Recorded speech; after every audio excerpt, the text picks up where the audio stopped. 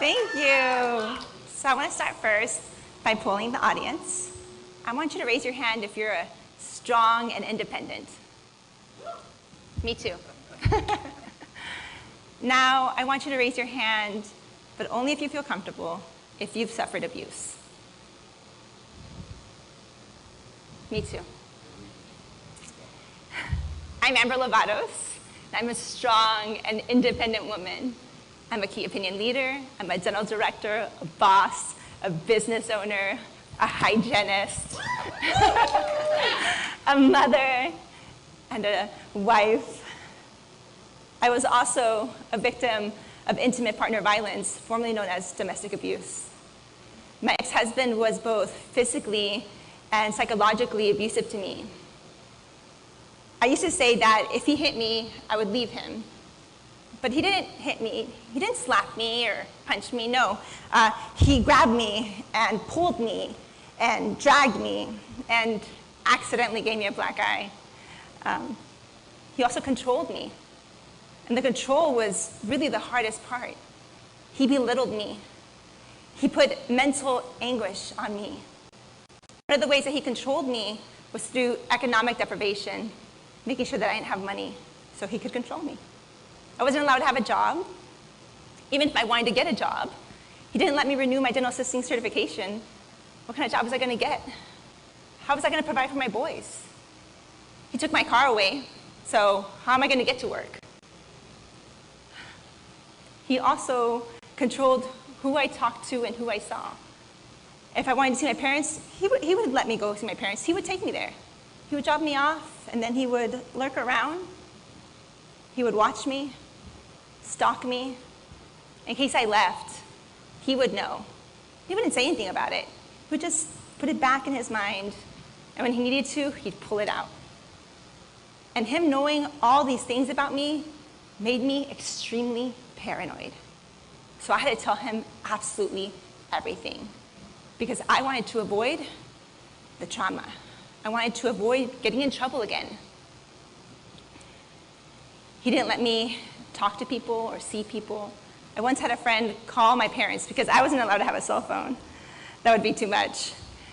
And I refused to talk to my friend because in my mind, he would find out. Who would tell him? My friend? No. My parents? No. But in my mind, I knew he would find out and I would be in trouble. And I was tired of being in trouble. Eventually, I did leave.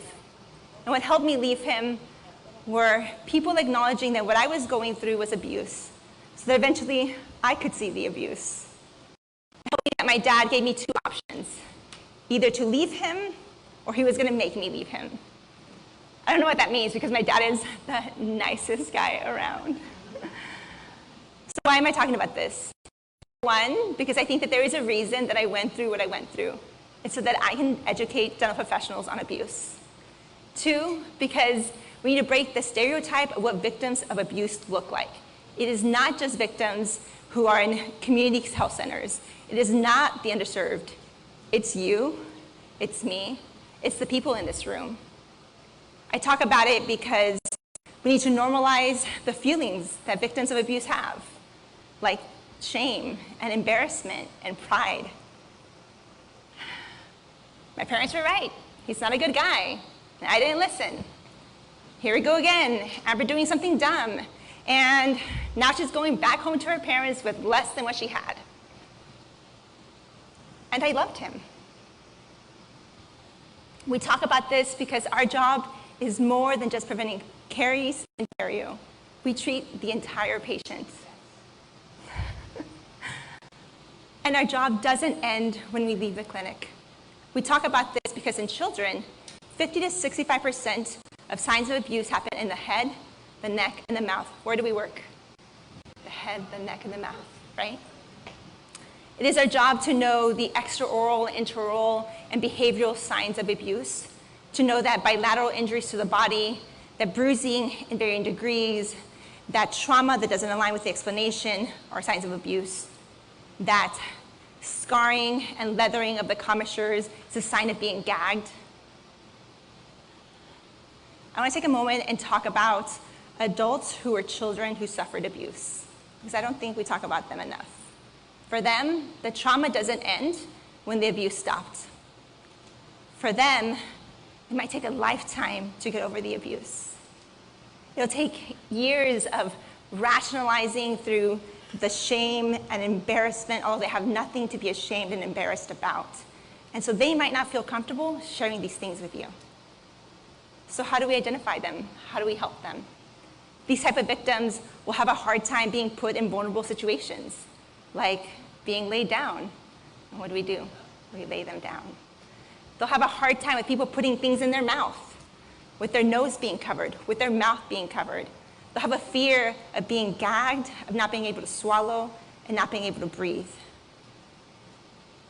So the next time you have a patient who's difficult, and I hope that the majority of your patients are just difficult, but if you have a patient who's difficult, I can ask you to consider that maybe they have something else going on that you may not know about and you can't understand. And I ask that you provide them with grace and compassionate care. Thank you.